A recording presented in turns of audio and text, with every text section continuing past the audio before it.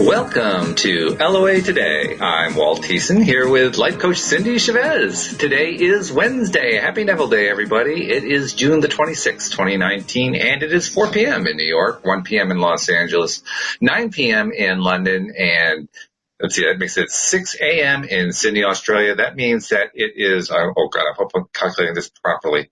I think that means that it's 7 a.m. in Tokyo. We had a request to do Tokyo. If I got Tokyo wrong, I apologize, but I'm going to get better at that. You know how long it took me to get Sydney right, so it takes me a little while to take on a new city. That's awesome. But I also have distractions, and one of those distractions is The Grass is Greener, the audio play that Alex and I have been working on. And Cindy, it's getting so real because we started doing rehearsals and recording yesterday. That's so exciting.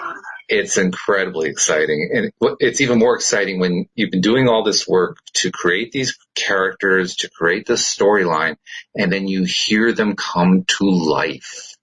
It is an amazing feeling when you've gone through all that work and then, oh, wow, that's exactly how I envisioned them. That's the way it sounds. This is great.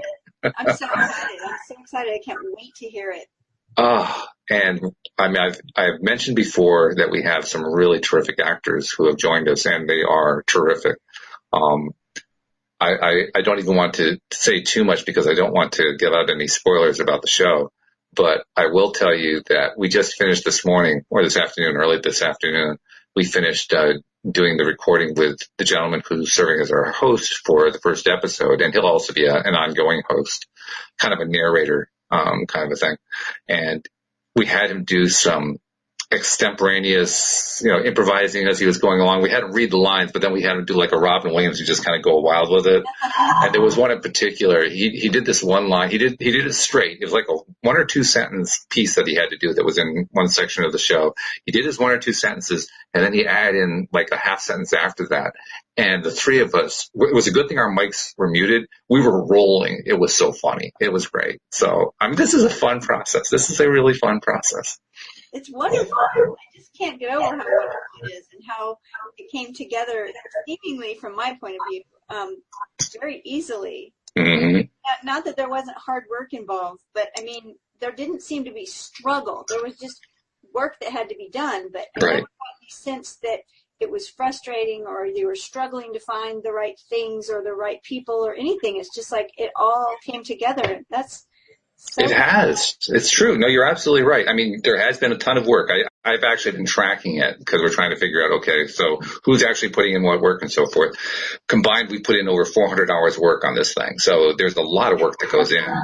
But you're absolutely right. It has been, I won't say effortless, because there are times when you have to really focus and concentrate and say, okay, especially when you're doing, writing the script. Like when Alex and I get together and we're kind of scoping out how's the next episode going to go, and we're going to do this scene and that scene, and how are we going to tie them together, and how does it tie into what we did last week and all that stuff. There's a lot of work that goes into that, but so it's not effortless, but it is fun and it's engaging, and you're constantly trying to think, okay, does this actually work? Did we contradict this in the previous one? Or is this going to screw up what we're doing next week? You're playing all this game trying to work out the timeline and work out the storyline. And it's fun. It's just a fun activity. In fact, the day comes where it's not fun, that's probably the day I quit being a scriptwriter. right. Well, dare I ask you a target date where we can listen to the first episode? I can't give you a date yet. I know that we're planning to have the recordings, at least our first attempt at the recordings, and they're coming out pretty good. But let's call it the first round of recordings. We're hoping to have that done within a week. I suspect that we may have to have 1 or 2 callbacks for certain scenes. I may be wrong about that. Maybe we'll get it all done. We are trying to do multiple takes each time so that we can pick and choose which are the best ones. But maybe when we're editing together, maybe it'll all just fit. I mean, certainly everything else is fit with this thing. Everything's just kind of fallen into place, so it would certainly make sense that it would all kind of fit together and fall into place. But I just don't dare promise that. But if it does, if it all falls in place, this thing could be out within like 2 weeks. Fantastic. I mean, this is getting real. This is like Neville talked about, right? Neville talks about how an idea, the more that you focus on it, it hardens into reality. This is hardening into reality. Yes. Yeah. Right before my eyes. Right before your eyes. And your Yeah. ears. Yes, well, especially our ears. It's an audio play, so it has to be before the ears.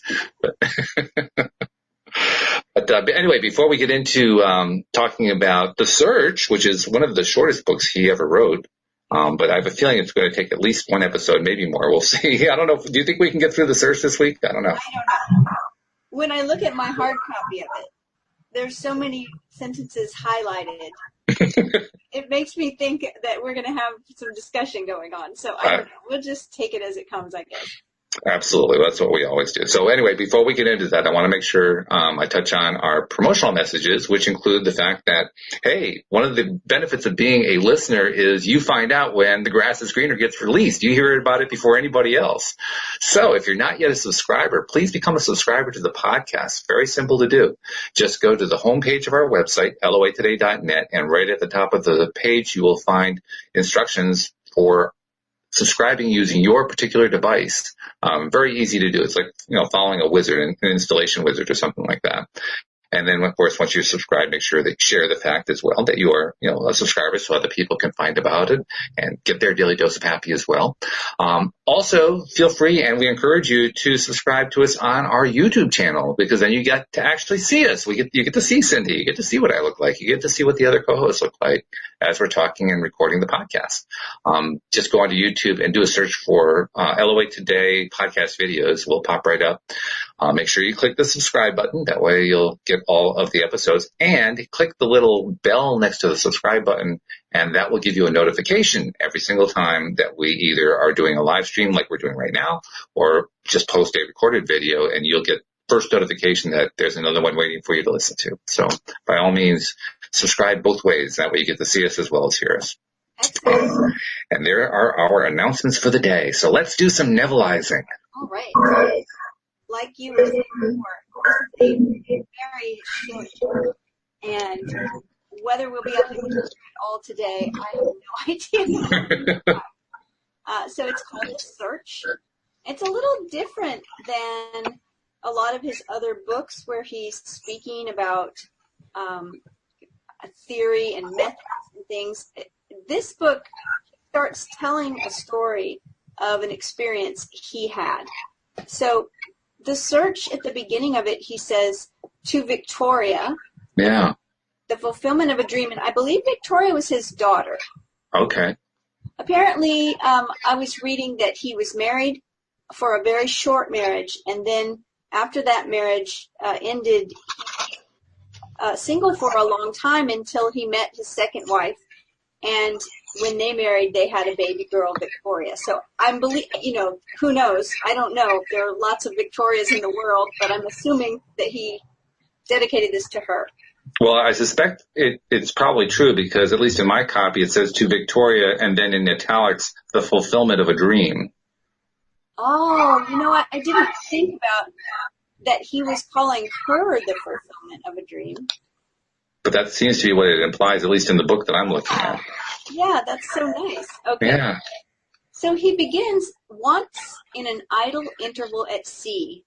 And I'll break in to say we've read several times about Neville traveling by boat, by a ship, Mm-hmm. to go home to the Barbados where he was from, to Barbados, right, on a ship. Mm-hmm. And so during this time, I think there was a lot more sea travel than there is now with people just hopping on planes. Sure. So I'm guessing that that's what this is referring to, an idle interval at sea. I think he's literally meaning he was at sea. It makes sense, because he's also breaking not a rule, but a tradition of his. He's not inserting a Bible verse. Right. He almost always starts with a Bible verse of some kind. So true. So he says, once in an idle interval at sea, I meditated on the perfect state and wondered what I would be were I of too pure eyes to behold iniquity. And that's T-O-O, not T-W-O, two eyes. But his eyes were too pure, he's saying, to behold iniquity. If to me all things were pure, and I were without condemnation. As I became lost in this fiery brooding, I found myself lifted above the dark environment of the senses. So intense was the feeling, I felt myself a being of fire dwelling in a body of air. Voices from a heavenly chorus with the exaltation of those who had been conquerors in a conflict with death were singing, "He is risen, he is risen." And intuitively I knew they meant me. So I remember the first time I read this paragraph, I was like, oh, wow. I mean, this is really powerful, right? It's really different from a lot of the things we've heard him talk about before. And it's like personal. I mean, wow. So he says, then I seemed to be walking in the night. I soon came upon a scene that might have been the ancient pool of Bethesda. For in this place lay a great multitude of impotent folk, blind, halt, withered, waiting not for the moving of the water as of tradition, but waiting for me. As I came near, without thought or effort on my part, they were, one after the other, molded as by the magician of the beautiful. Eyes, hands, feet, all missing members, were drawn from some invisible reservoir and molded in harmony with that perfection which I felt springing within me. When all were made perfect, the chorus exulted, "It is finished," and then the scene dissolved and I awoke. I think that he has, or had, I should say, perfected the ability to focus intensely. Because he says at this very beginning, he meditated on the perfect state. He wondered what he would be if his eyes were too pure to behold iniquity. And look what the experience that he had. It's like, he's, we talked the last time podcast, we mentioned the levels of energy, and I was talking about the 7th level of energy that sometimes I call it Jesus energy, because if we could stay there, we could walk on water. And that's what I feel like if he would have gotten out of the ship, he maybe could have walked on the water. I wouldn't want to rule it out. He was definitely tapping into that miracle level of energy, right? Even if it was just in a dream, he was experiencing that level of energy. So he says, I know this vision was the result of my intense meditation upon the idea of perfection. For my meditations invariably bring about union with the state contemplated. So it sounds like he did this more than just once. Oh, yes. Something he could do when he wanted to. I got the feeling he did it regularly just from the way he wrote that. Right? I had been so completely absorbed within the idea that for a while I had become what I contemplated, and the high purpose with which I had for that moment identified myself drew the companionship of high things and fashioned the vision in harmony with my inner nature. The ideal with which we are united works by association of ideas to awaken 1,000 moods to create a drama in keeping with the central idea. I first discovered this close relationship of moods to vision when I was aged about 7. I became aware of a mysterious life quickening within me like a stormy ocean of frightening might. I always knew when I would be united with this hidden identity, for my senses were expectant on the nights of these visitations, and I knew beyond all doubt that before morning I would be alone with immensity. I so dreaded these visitations that I would lie awake until my eyes from sheer exhaustion closed. As my eyes closed in sleep, I was no longer solitary, but smitten through and through with another being, and yet I knew it to be myself. It seemed older than life, yet nearer to me than my boyhood. If I tell what I discovered on these nights, I do so not to impose my ideas on others, but that I may give hope to those who seek the law of life. I think this is really interesting that he had these experiences when he was a boy, and that he talks about he was smitten through and through with another being, and yet he knew it to be himself, but it seemed older than life. Why is that significant to you that it happened when he was a boy? Well, what's significant to me is that I am a huge fan of time travel fiction, movies, books, etc., right? Okay. And I started a practice that actually came into my real life, not fiction or watching movies or reading books, but part of my meditative practice was that I would, and I think we've talked about this before, I would take myself in meditation back to some place when I was younger. And especially if I was in a place when I was younger where I was having some kind of difficulty. Mm-hmm. My parents divorced when I was a child. I moved across the country at one point. And, I remember those things as being really difficult. And so in my meditation, I find myself at that age and I just tell myself, everything's going to be okay. Believe me, I know. I'm in the future. Like, it all works out. You're going to be fine. Mm-hmm.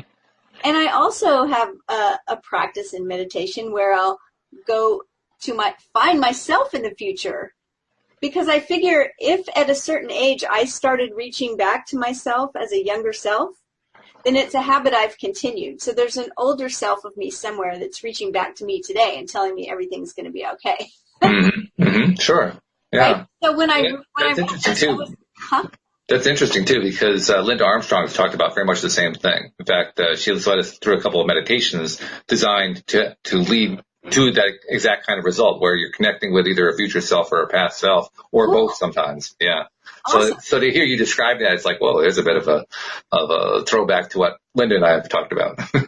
Well, good. At least I know there are at least two people in the world that don't think that's right. Right. So.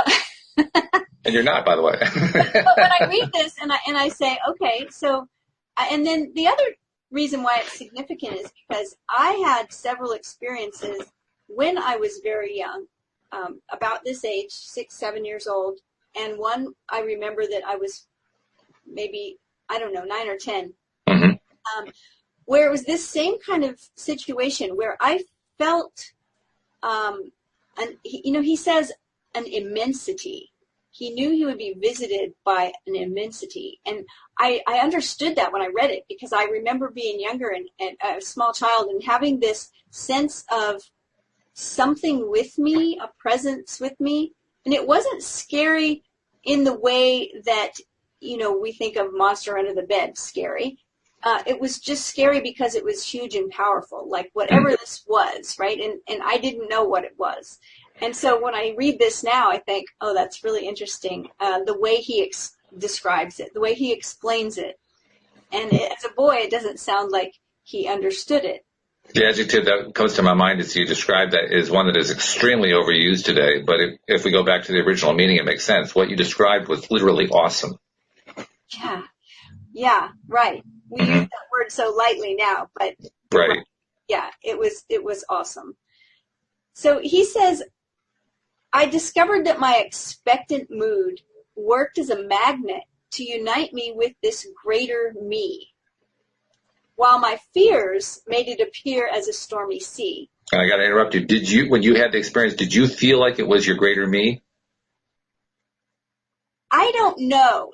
That's a hard question to say yes or no to, because I remember feeling very comfortable with it, like it was supposed to be there, and in a familiar way, and at the same time, sort of being frightened that if this feeling gets any bigger, I won't know what to do. And it was usually, the other thing that was familiar is that he said, I dreaded these visitations, that I would lie awake. So obviously he in bed as a child, and that's when I would have these experiences. And so I thought, okay. Yeah, definitely parallel. Definitely parallel there. In fact, when you're describing that, I'm thinking about somebody who is, and I mean generically, I don't mean one particular person, but I'm thinking about somebody who is very much in tune with who they are. I mean, that's how you're making this kind of internal connection like that. And it kind of reminds me of, who was saying this? I can't remember, but it kind of reminds me of someone who's describing the feeling of almost like you're yourself in two different places. Like you are that inner being. You are that other side of yourself, the non-physical side, and then you do a shift, and now you're back in your physical side again. And that shift in perspective can be kind of frightening. It can be daunting. It can be exciting. It can be a little scary. But it can also be comforting at the same time. That's what you're kind of describing there. Yeah. And, Neville, come to think of it, Neville talks about a similar experience, what you just described. I'm not sure which book, and probably more than one book. He talks about going into that. He doesn't ever call it meditation or not too often. He uses other terms, but we've always said, oh, that's meditation, right?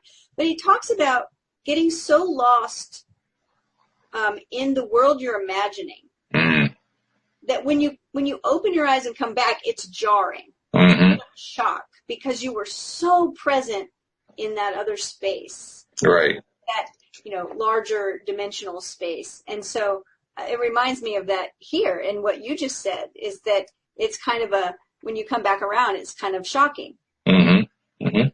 So he says, as a boy, I conceived of this mysterious self as might, and in my union with it, I felt its majesty as a stormy sea which drenched me and then rolled and tossed me as a helpless wave. I can't say I felt like that. But what's interesting is the thought that I expressed a minute ago of thinking, I feel totally comfortable with this. I'm not afraid, but it's very powerful. And if it gets any bigger or feels any more powerful, I won't know what to do.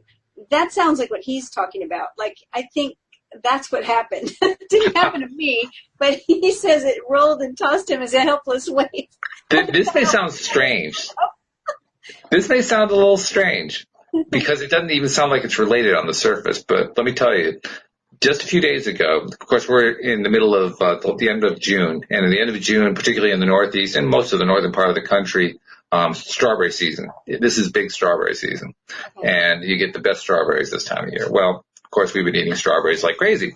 And we got a batch of strawberries. It was like our third batch, fourth batch, something like that. We got them in pints. We had our third pint. And this one particular day I was eating them and they were really good. And for whatever reason, I decided to go into the strawberry, if you know what I mean, to just treat it instead of, chew it and swallow it and all that's so good.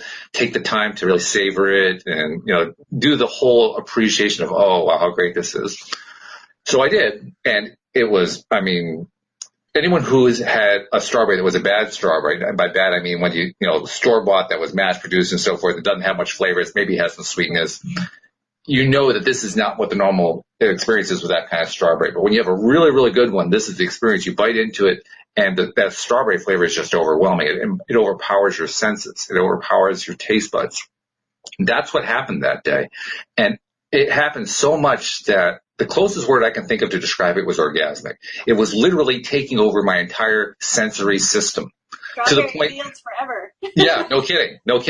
To the point where it's like I was on overload. I actually had to rip my attention away because it was too overpowering. That's amazing.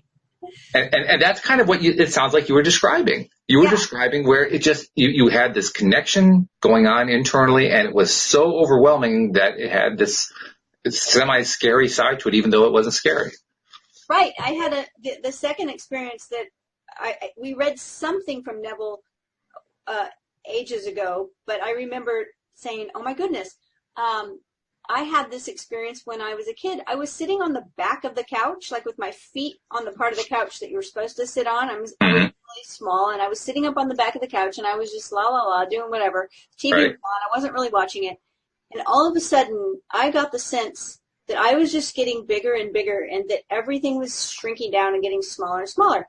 Wow. And when I was first in coaching school, it wasn't part of my coaching school, but I was working with another mentor, and one of their meditations was that exact thing. Rising up until you're looking down upon your house, and then down upon your city, and then down upon your state. And when I was doing meditation, I was thinking, oh, I've done this before. And then it brought me back to that time as a kid. And what happened that time as a kid is that I felt this, I don't want to say I felt like I was going to lose control, but I think that's what it was. I felt like the same sense of, oh no, this is too big and too overwhelming, and I stopped. I just pulled myself back from allowing it to go any further. And so when I'm reading him, I just think he didn't pull himself back. He got rolled and tossed like a... Right, yeah. Yeah, Neville was braver as a 7-year-old kid. Yep. Mm-hmm. So he says, as a man, I conceived of it as love. So this is interesting, right? It's like we grow up and we become an adult and then we look back and we try to figure it out, which is what he sounds like he's doing here. And by the way, I don't know what you've got there on the text you've got. In the text I've got, the letter I is capitalized, so he's treating it as entity. Yes, I do have it that way, and I'm glad you pointed that out. As a man, I conceived of it, yes, as love, and myself, the son of it, and in my union with it. Now, what a love enfolds me. It's a mirror to all. Whatever we conceive it as being, that it is to us. I think many people could very easily just insert the word God there, if that's, a familiar and comfortable word to use. As a man, I conceived of God as love and myself the son of God, and in my union with God now, what a love unfolds me. But it's interesting that he's just talking about a power that felt immense to him as a boy. He says, I believe it to be the center through which all the threads of the universe are drawn. I love this visual. All the threads of the universe are drawn. That's interconnectedness. Right? Therefore, I have altered my values and changed my ideas so that they now depend upon and are in harmony with this sole cause of all that is. It is to me that changeless reality which fashions circumstances in harmony with our concept of ourselves. Now, Neville is like the king of going back to this, what I call identity work, but the stories we tell, the concept we hold of ourselves. He's saying here that there is a sole cause of all that is, and that it fashions circumstances in harmony with our concept of ourselves. Right. So again, the idea of, and he keeps using the word several times, mirror, the idea that all of our experiences, the entire universe, is a mirror for us, showing us something about ourselves, and specifically about our concept of ourselves. Yes. Because that can change. We can consciously change the conception that we have of ourselves, the perception that we have of ourselves, our stories and all of that. Which is cool.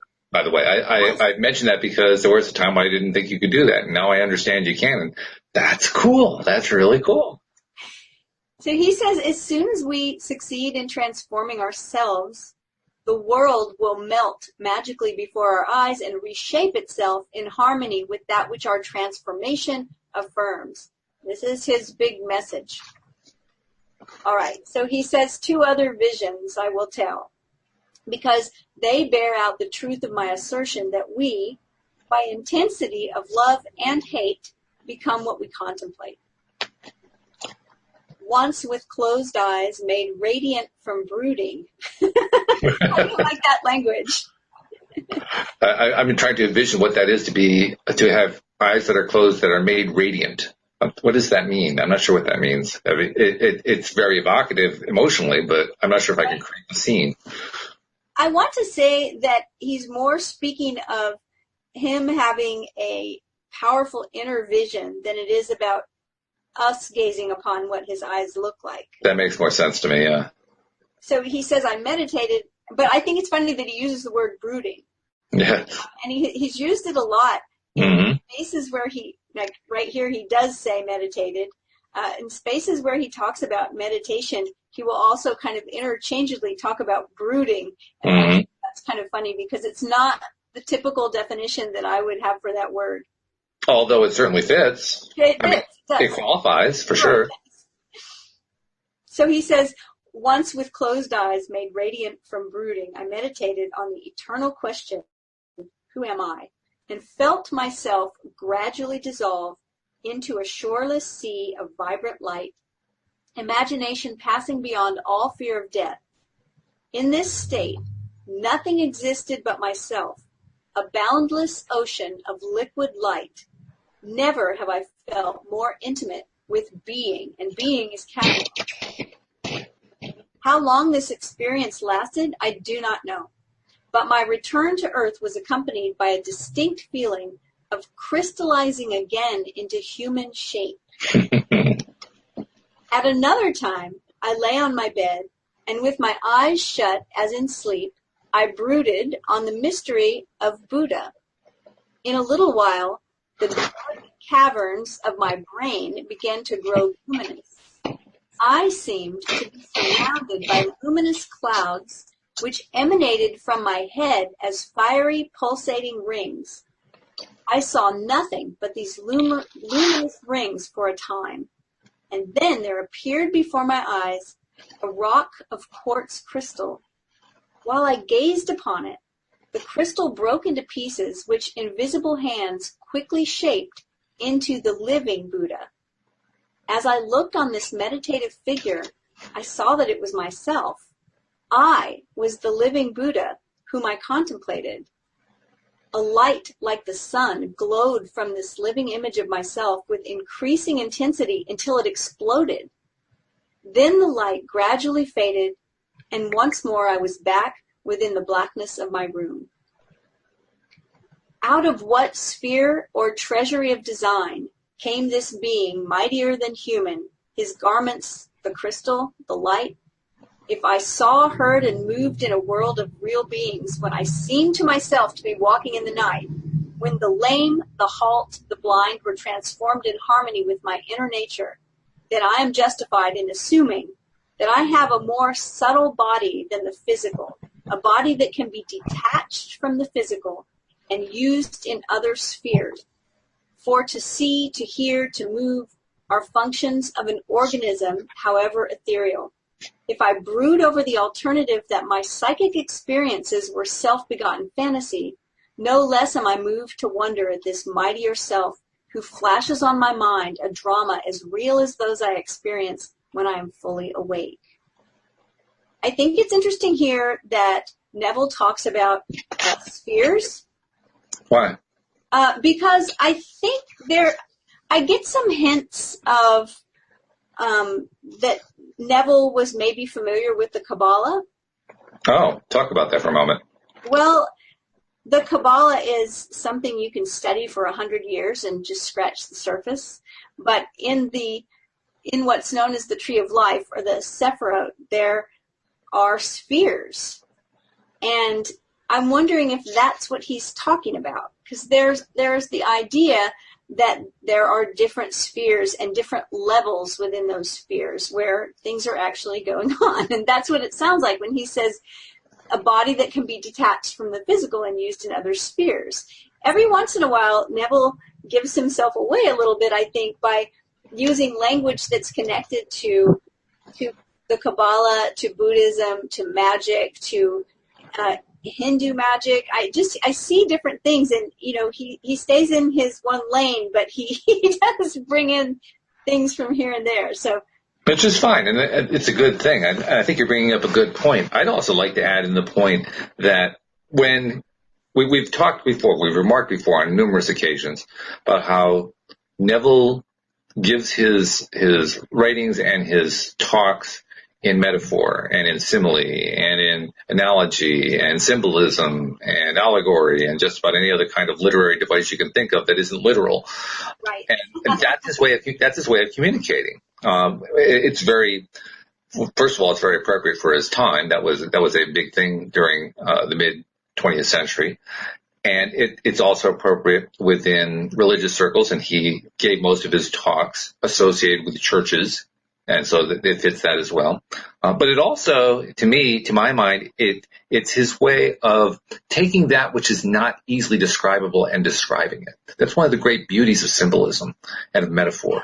You can describe things that are not easily describable.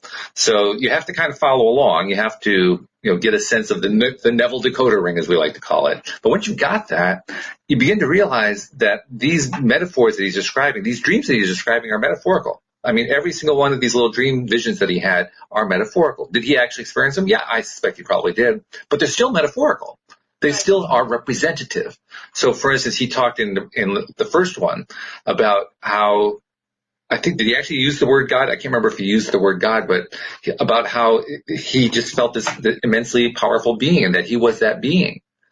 Well, Does that mean he thinks that he is God and Lord over everybody else? No, it means that metaphorically he has combined together all of his teachings and experienced it in his own mind, in his own visceral experience of spiritual connection. And that's cool. That's really, really cool. But it also gives us a clue about how to understand Neville. When we understand that symbolism is so important in his life, it becomes really easy to just get the idea of spheres, for instance. I mean, you pointed to the Kabbalah. That's probably true. That's probably part of the influence. But we've also heard about how we are all interconnected. Lots of people put forth the idea that we're all interconnected. Abraham talks about it. Other teachers and gurus talk about it. Some people talk about it in terms of everybody lives in their own world. Well, that's what a sphere is. A sphere is your own world. People talk about how you interact with other people when the spheres come in contact with each other. Yes. You know, it's all fitting the metaphor, and it fits it beautifully. So I think it's actually a broad metaphor, and I think he's using it in all the different ways that are used to describe what it is to be spiritual beings in connection with each other. Right, and we know that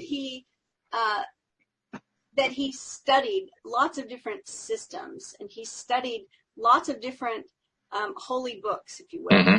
And, and I think he does a great job of connecting them all together, mm-hmm.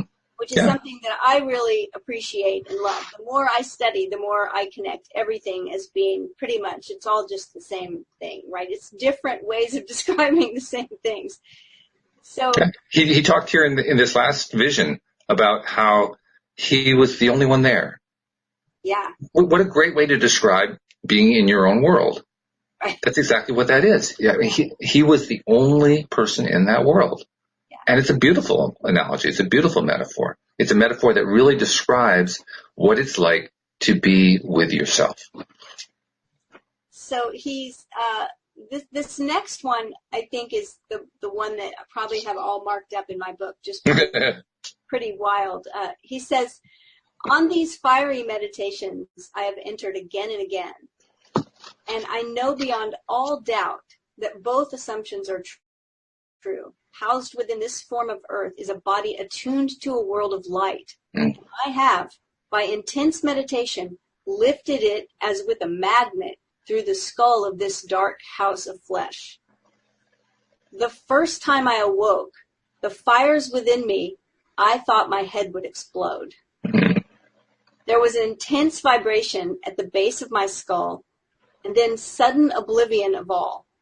Then I found myself clothed in a garment of light and attached by a silvery elastic cord to the slumbering body on the bed. So exalted were my feelings, I felt related to the stars. In this garment I roamed spheres more familiar than earth, but found that, as on earth, conditions were molded in harmony with my nature. Self-begotten fantasy, I hear you say, no more so than the things of earth. I am an immortal being, conceiving myself as man and forming worlds in the likeness and image of my concept of self. So again, going back to the idea that everything we experience is all in our head. Mm-hmm. Mm-hmm. Everything is in our head. And so I think it's interesting that he says, self-begotten fantasy, I hear you say, no more than the things of earth. Mm-hmm. Yeah. I'm experiencing all of this the same way I experience anything else.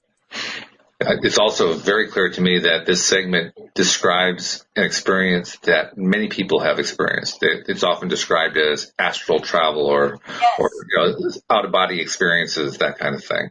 And they all play out the same way. It's always, the golden light, the filament of connection to the body is left behind, going out for a certain distance or a certain time or whatever, reaching a point where it was also overwhelming and then returning. It's the same theme played out over and over again. Here's Neville describing the same one. Yeah, there's actually, and I can't quote the placement of it, but there's actually a verse somewhere. I think it's in Psalms or Proverbs, but it talks about if ever the silver cord be broken. Mm.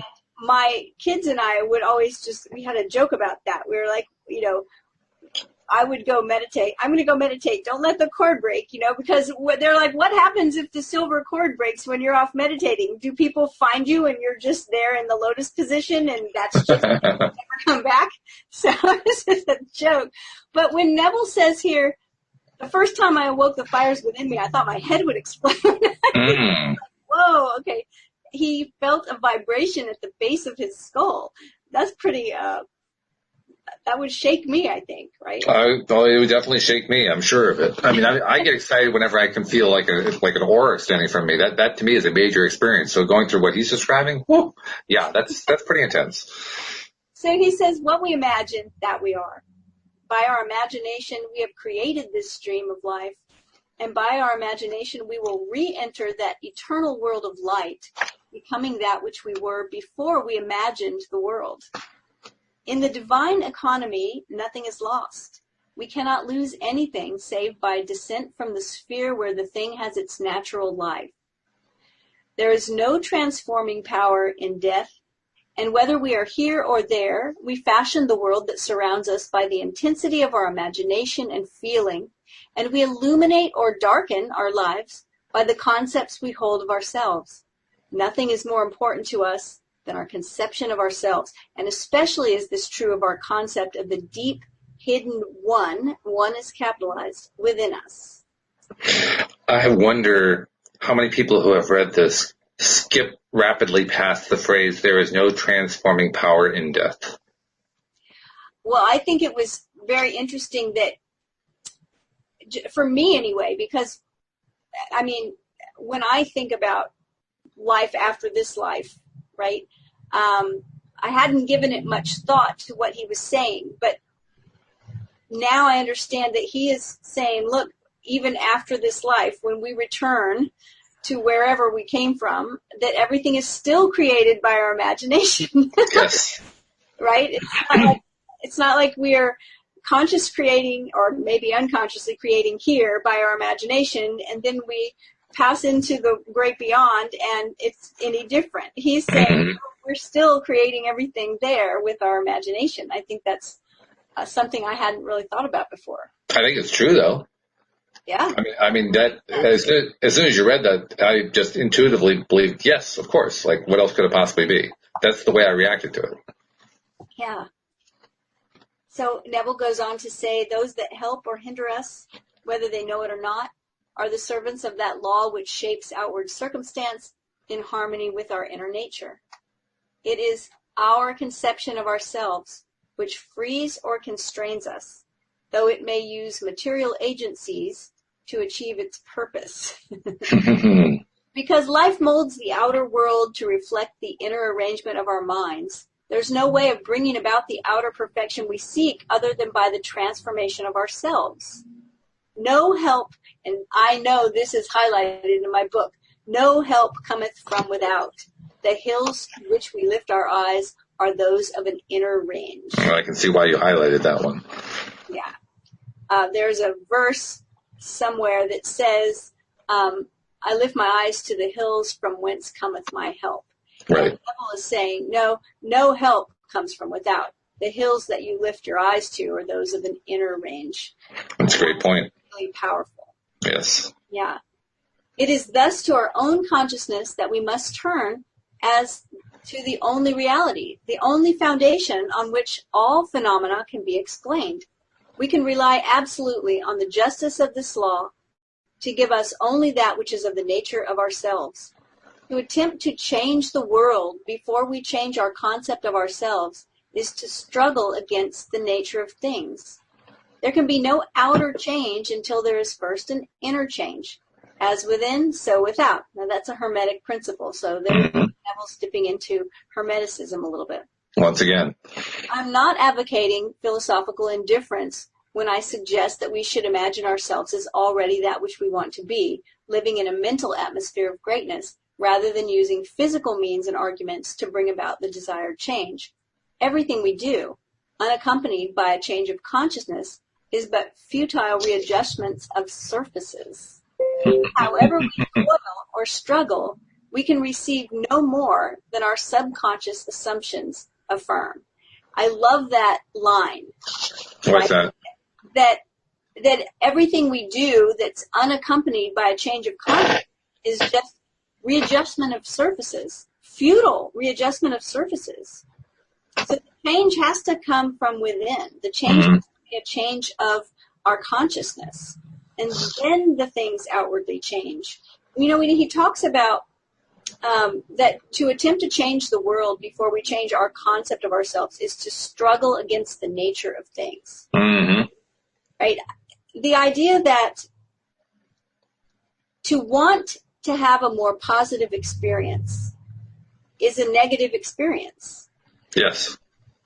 And to accept a negative experience is a more positive experience. Can be. Mm-hmm. Right? So when we are resisting, when we are unhappy with the way things are, and we're fighting against it, and we're thinking this should not be this way, and we all do that, right? Oh, yes. But we're fighting with reality when we do that. Mm-hmm. So, I like the way he phrased it a couple paragraphs back. There can be no outer change until there is first an inner change. yes. And the order that he states that in suggests, yes, there can be outer change. It's not like the outer change is impossible. It's not like outer change is outside of our reach, but we have to change inside first. It's the order of things. Exactly. Because like he says, if we haven't changed the inside, then changing the outside is just a futile readjustment of surfaces. That's it. That's just on the surface. We're making changes on the surface that aren't going to be very deep. However we toil or struggle, we can receive no more than our subconscious assumptions affirm. To protest against anything which happens to us is to protest against the law of our being and our rulership over our own destiny. The circumstances of my life are too closely related to my conception of myself not to have been launched by my own spirit from some magical storehouse of my being. If there is pain to me in these happenings, I should look within myself for the cause.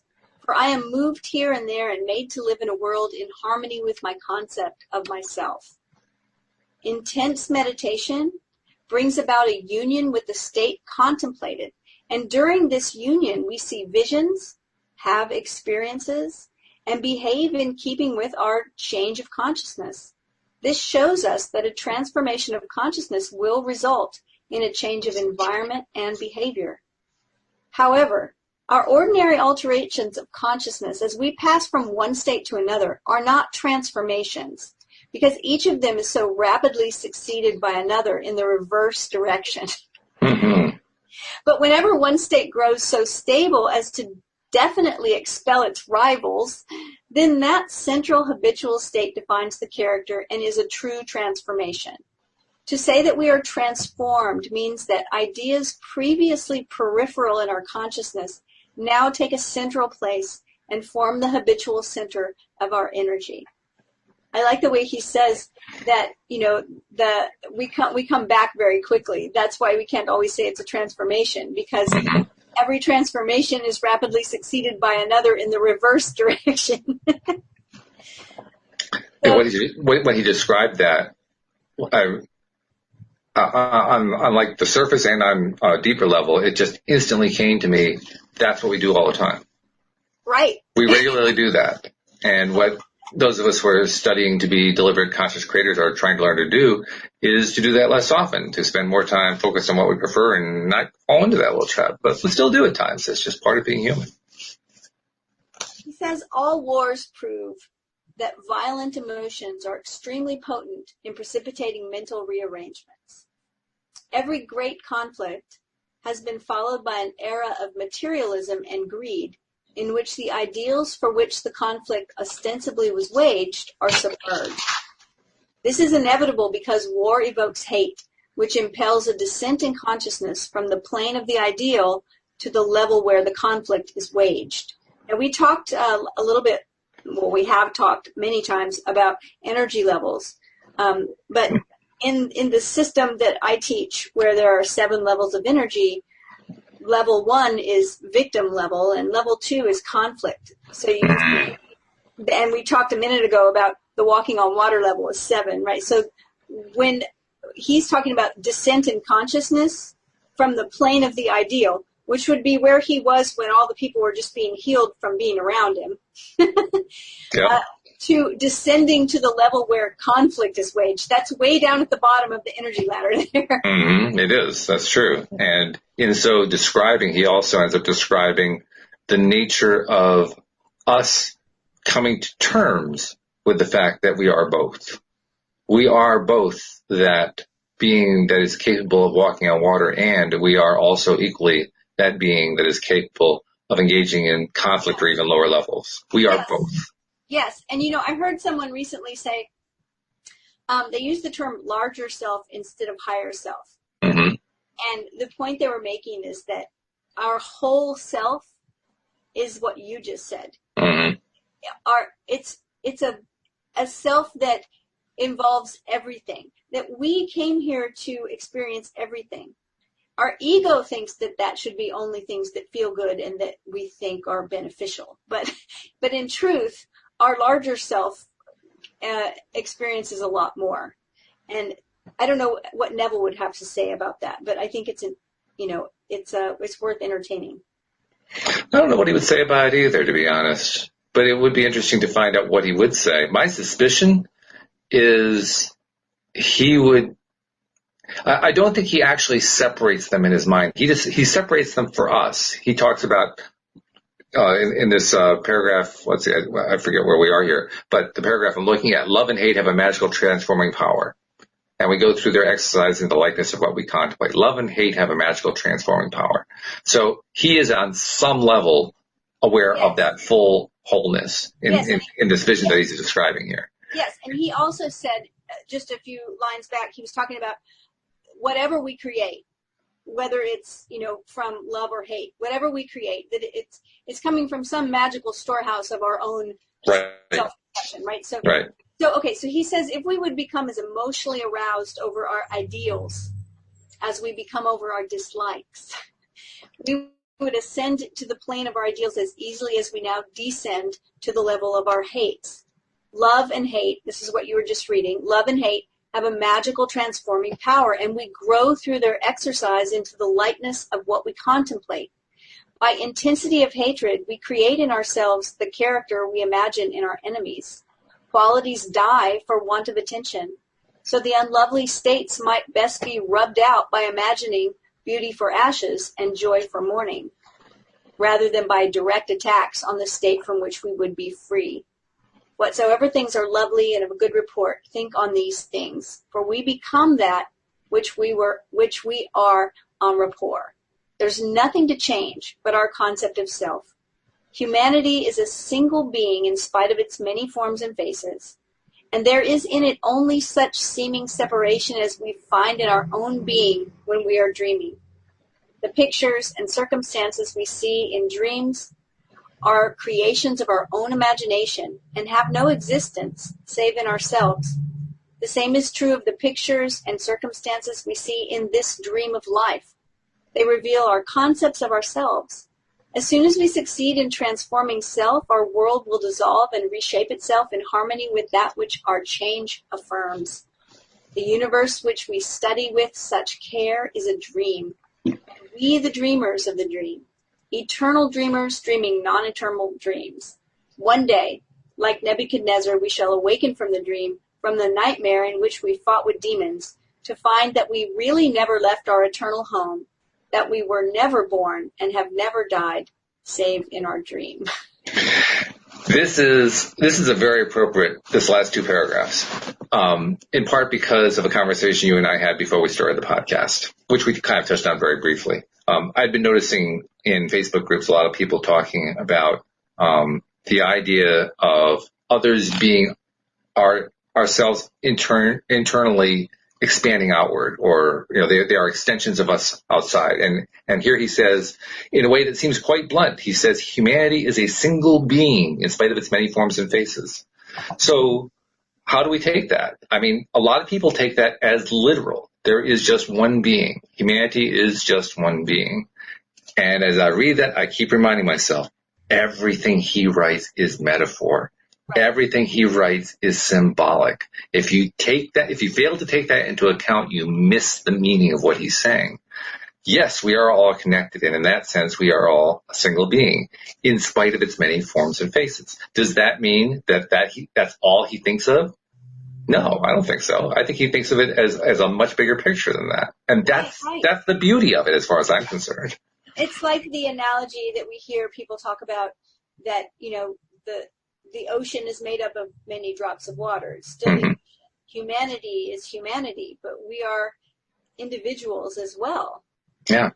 Yeah. We're both. It's the wonderful non-contradiction contradiction. It's the conundrum. How can we be both all one and all individual? And yet we are. Yeah. That's exactly what we are. We come from the same substance, and we are all individuals at the same time, and there's no contradiction in that. No contradiction. Yeah. And that is so cool. But that's what I see when I read this. There are other people who are going to see differently. Fine, they can see differently. But to me, they're missing a really cool portion of this. They're saying, yes, great, we are all a single being. And they kind of stop there. But he goes on to say, the pictures and circumstances we see in dreams are creations of our own imagination and have no existence save in ourselves. Okay? Right. Well, the only way you can have that concept is if there are other selves. I mean, why talk about having the concept within ourselves? It'd be pointless. Right. There have to be other selves in order for there to be within ourselves. Yeah. Okay? So he's thinking in a much broader sense in this. And the thinking is a beautiful dream. He says it in the last sentence. We have never been born. We have never died save in our dream. We all know humans come into this world born. We are birthed. We all know that the bodies that we live in die. That is part of what goes on. And yet he says we were never born and we never die save in our dream. What else can that possibly be but a metaphorical way of describing what happens on a larger scale, from taking the broader picture into account? Right. Oh, I think that's exactly what it is. Yeah. Yeah. And it's cool. I very much enjoyed this little book. I did too. I didn't know we could get through a book in one show. We got through a whole book in one show. I mean, fortunately, in this particular, paperback book, it was 6 pages, so that was handleable for us. Yeah. I'm still going to give us a round of applause. Yay! We did it. I've seen us take 6 pages a month, so, Before we leave the book, though, I want to ask you a question. Sure. Why did he call it The Search, do you think? I think there are a number of possible reasons, but I think there's one reason that resonates with me. Before I bring it up, I'm curious what you think. Why do you think he calls it The Search? That's a really interesting question because he never mentions that as far Not at all. Yeah. He doesn't tell you why. But I think of 2 things that are connected. One is that he starts he tells about an experience he had when he was a boy. Mm-hmm. And then he says, as a man, I conceived that this was love. Mm-hmm. And so I wonder if it was his search to find out what that was. That's exactly what I was thinking, yeah. Okay, yeah, that's what I think. It's kind of like the eternal search. It's the search that everybody goes through, the search of trying to gain meaning. What's the meaning of life? What's all of this stuff about? Answer the eternal questions that everybody tries to answer. What is it all? That's what the search is. And this is his explanation of how his search has gone. You used a term when we were talking about, when I was mentioning our larger self, which you sometimes may hear me say, my wiser self. Mm-hmm. Right? It's a wiser self. And you used the term wholeness. And that's it. That's what we're here to do. We're here to become whole. That's the great work. That's what we're here to do. We're here to unify our will, to become whole and not be so, we often have, I joked about internal conflict, but we often have a lot of it. Mm-hmm. Think about times when we say things like, Cindy, do you want X, Y, Z? Well, part of me does, and part of me does. It's just that conflict. Instead of being unified in what we know and what we want and who we are, we have lots of places where we don't accept part of who we are. That's where the miracle work is so powerful. Mm.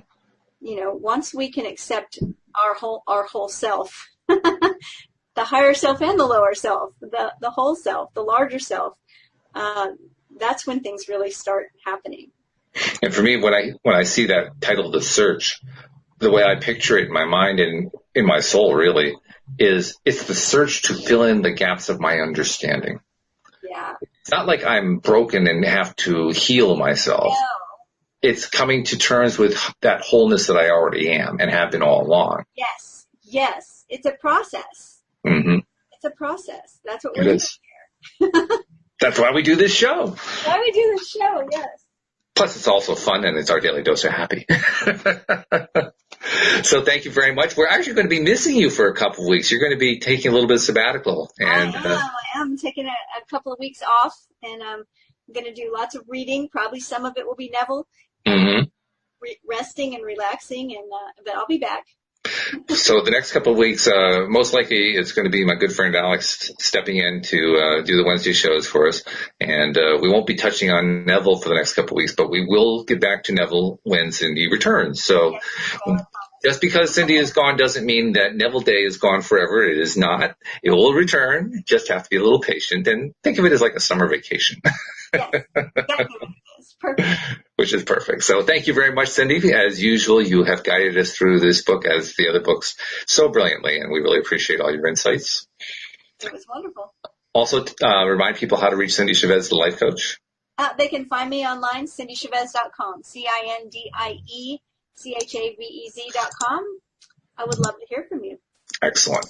And we wish you well. We hope you have a wonderful vacation, a wonderful time off. And thank you to our live stream and to our podcast listeners as well. We will see you all next time here on LOA Today. Goodbye, everybody. Bye, everybody.